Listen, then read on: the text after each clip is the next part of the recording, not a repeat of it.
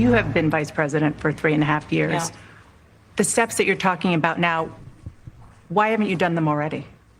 Well, first of all, we had to recover as an economy, and we have done that. I'm very proud of the work that we have done that has brought inflation down to less than 3%. We created over 800,000 new manufacturing jobs, bringing business back to America. What we have done to improve the supply chain so we're not relying on foreign governments to supply American families with their basic needs, I'll say that that's good work.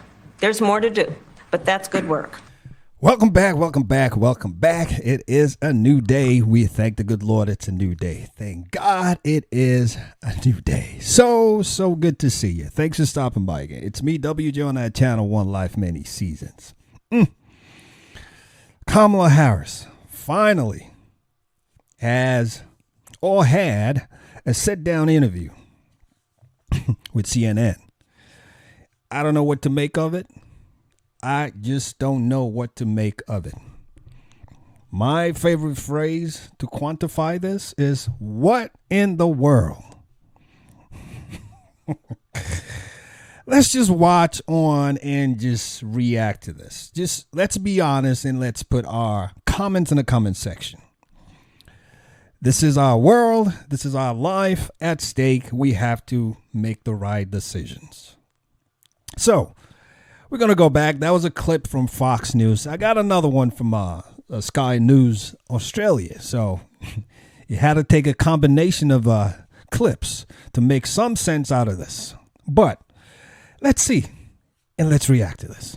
First, clean up on aisle Harris. More than a month after deposing Joe Biden as a candidate in what can only be called a coup, Kamala Harris has finally sat down and given an interview to CNN. Well, at least they called it an interview, though for my money, the whole thing, right down to the introduction, looked more like a campaign ad. I mean, we're talking about a package that was basically, when you boil it down, just a promo puff piece, about as informative as a corporate video from a sprocket company. And while I have no idea whether the Harris campaign got the questions ahead of time, the entire interview seemed to have been scripted with the goal in mind of getting Harris on the record answering a few difficult questions. The only problem is, scripted or not, Harris wasn't very good at answering them. And not only that, she had to have along with her emotional support puppy, a.k.a. running mate Tim Walz, sitting there as well, looking a bit like someone's dad when they go for an interview at McDonald's. Now, the interview started with an obvious question. Let me just say that I just hope this wasn't or isn't true, that it was scripted. I don't know. I don't know anything about that. I don't know where they're getting that information from, but either way, what we want as Americans and as citizens is we want to know what the honest truth is. Tell us what you're going to do. And that's what I'm really concerned about. Scripted or not, I hope not, because then it just further validates that then they're not qualified at all to do the job, because you're not going to be getting script on the job. You got to be able to think on the fly and lead people. So I just hope that's not the case. But let's get back into this. One, it's going to be about, implementing my plan for what I call an opportunity economy. I've already laid out a number of proposals in that regard, which include what we're going to do to bring down the cost of everyday goods, what we're going to do to invest in America's small businesses, what we're going to do to invest in families, for example, extending the child tax credit to $6,000 for families. I had to stop it real quick. I'm looking at Kamala here. First, she looks very tired. She looked like she's aged a little bit since taking up the job of being the Democratic Party's nominee. She doesn't look confident to me. She's not really looking at Dana. She's not making the eye contact, which suggests to me lack of confidence. Either she's trying to retract and recollect what she's memorized and trying to spit out. I don't know, but Kamala here doesn't look confident to me. She looks tired. And she looks like someone who's overwhelmed and not sure of herself. That's my observation. Please put in the comment section, what you think. If I was wrong, if I'm wrong, please let me know what you think. That's just my personal observation. Now let's go back into it. Families for the first year of their child's life, to help them buy a car seat, to help them buy baby clothes, a crib. There's the work that we're going to do that is about investing in the American family around affordable housing, a big issue in our country right now. So there are a number of things on day one.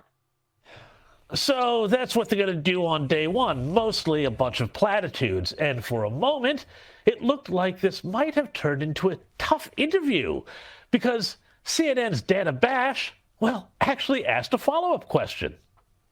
You have been vice president for 3.5 years. Yeah.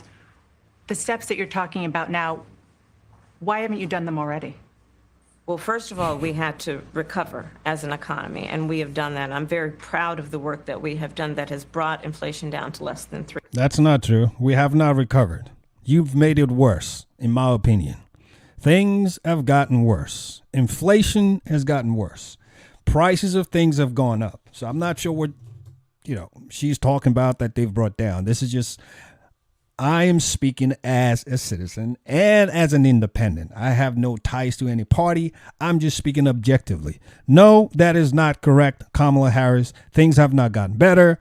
You've had it for almost 4 years. That's a legitimate question. Why haven't you done it? It suggests to me you don't know what you're doing. You can't figure it out. And if you haven't figured it out for the last 4 years, you cannot figure it out for the next 4 years. I don't know what else to say on that. 3%. The work that we have done to cap the cost of insulin at $35 a month for seniors. Donald Trump said he was going to do a number of things, including allowing Medicare to negotiate drug prices. Never happened. We did it. Again, it's pretty clear what happened here. After much negotiation, the Harris camp and CNN managed to pull together an interview that would allow CNN to look like they were asking a few tough questions, and for Harris and Walz, I just hope there was not. a chance to do some cleanup. Meanwhile, the rest of the program turned out to be a great rah-rah rally for Harris. So it was only natural that there would also be questions about Bidenomics. You maintain Bidenomics is a success. I maintain that when we do the work of bringing down prescription medication for the American people, including capping the cost of the annual cost of prescription medication for seniors at $2,000, when we do what we did in the first year of being in office to extend the child tax credit so that we cut child poverty in America by over 50%, when we do what we have done to invest in the American people and bringing manufacturing back to the United States so that we created over 800,000 new manufacturing jobs, bringing business back to America, what we have done to improve the supply chain so we're not relying on foreign governments to supply American families with their basic needs, I'll say that that's good work. I can tell you, that sounds very coached to me. Sounds very coached, very memorized to me. Because what she's saying is not what we're seeing. If you are that good, how come people are not seeing it? If you told somebody, I'm going to fix your bridge, I'm going to fix your roads, got the money for it, they go away, they come back. They don't need to ask you what you've done. They can easily see it. It's obvious. Same thing here. We're not seeing anything that you claim you have done. And this just sounds very coached. And I'm sorry, I'm not buying this. I don't know if anybody out there is buying this, but this just sounds very ridiculous. It's not good. And that's why when they ask the question, you've been in the office for 3.5 years. Why haven't you done it? She doesn't know what to do. They don't know what to do. They just want to remain in power. This is crazy. This is crazy. Look at her face, people. Just take a second. Does this look like the face of your president? Let's be real. Please put it in the comment section below. Does this look like the face of someone you want to call your president and someone you pledge to lead you? I know not for me. I'm sorry. And I'm just being objective and honest here. She's not competent. Kamala is not seasoned. She doesn't know what she's doing. It's all coached. This is not going to work. There's more to do, but that's good work. Oh, hard-hitting stuff there. Now, indeed, one thing she wants you to know, though, is that despite having taken multiple positions on everything over the course of her career, Kamala Harris, well, her values, they have not changed.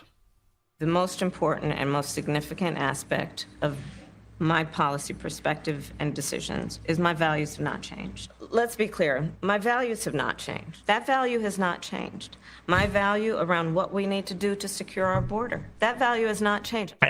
Is that the new Kamala line now? After the unburdened from the burdened? Now is my value has not changed?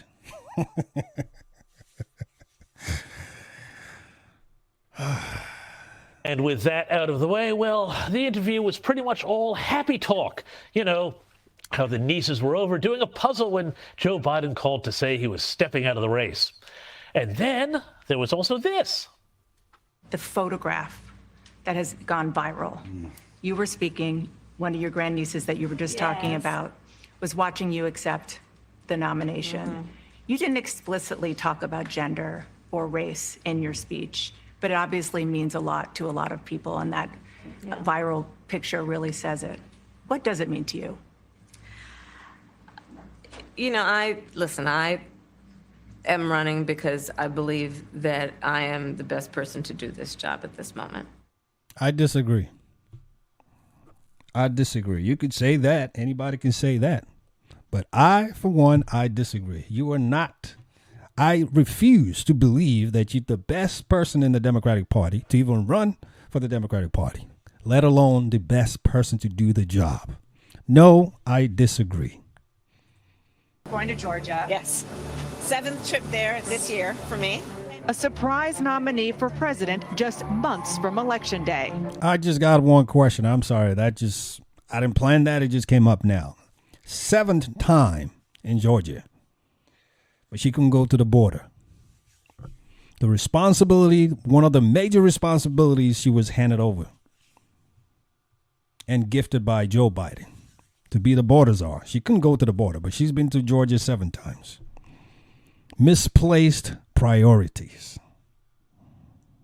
Misplaced priorities. Set in motion after a stunning debate. Are you feeling the joy yet? Oh, and of course, plenty of candid moments from on the road. I'm sorry, I got to say something again, because when you look at Kamala and Tim standing, or when they were sitting down, honestly, and this is no jab at anybody, I'm just saying what I see. Tim actually looks more like the president than Kamala. Kamala looks like the VP, the assistant. I don't know. She just doesn't seem confident or have it. She just doesn't have that. Or I'm not saying Tim does, but I'm looking at both of them, right? If you're looking at both of them and then someone asks you, if we did not know, who do you think is the president and the vice president here? Most probably, most people would say Tim. I don't know. Just one of those things, I guess. She's trying to bring me along on this. You know, Minnesotans. It's okay. I'm getting there. It's all good. You just do you. Anyway, I'm sure, though, this bit of Dana Bash's commentary hasn't always been exactly a selling point. Put forward male figures, Tim Walz being one of them, Doug Emhoff last night, who can speak to men out there who might not be the sort of testosterone-laden, gun-toting kind of guy. Hey, gents, are you suffering from low testosterone, a manliness deficit? Well, the Democrat Party wants to hear from you. Seriously, though, looking back at this interview, what I do know is that this could wind up being a big problem for Harris, who seems to think she can just ride into the presidency on the vibe of the thing. Even in this controlled environment, though, there was nothing really resembling an answer to so many important questions. And then there is this question. How will she go in the debates when there is no phone a friend? Or, God help us, as president, when she's the one who will ultimately have to make the call? There you have it. So, obviously, there's a whole lengthy clip of the whole interview. Obviously, it can't necessarily fit that on there, but I just wanted to grab a hold of some clips that I felt were important, that made sense, that could kind of highlight the major things that happened during the interview, the major highlights during the interview, which, again, I don't know why they had to make it, both of them sitting down. Maybe that's her style. She wants to show that she wants to include the VP. Again, that's all Kamala. I'm not even worried about that. I'm more concerned about the content of her character. Whatever else she does, that's on her. But in closing, please put your comments in the comment section below. Let's have the discussion. What do you think about that interview? Be honest. Let's be objective. I'm just going to say a final thing. Again, I didn't think she was confident. She looks stressed. She looks overwhelmed. She looks scared. She doesn't look not sure of herself, and it looked very fake. Again, it looked all rehearsed. So it's just not doing it. So for me, I just think, again, I'll say my final words, and I'll be coming back again with more pieces. I just think at this point, Kamala just needs to be unburdened from the burden of incompetence and fakeness. That's my conclusion. Nothing against Kamala directly. I'm just not for this. I think we got to do better than this. At this point, we cannot make it, a guesswork. You have to know what you're doing to be in office. Hey, thanks for stopping by. It's me again, WJONI Channel, One Life, Many Seasons. I'll be coming back again with more pieces. You know how I like to close it out, just like to say and remind ourselves that we always remember that we got one life with many seasons. So let's make the best of it. God bless you. Keep smiling. And I'll see you soon. You take care now. Bye-bye.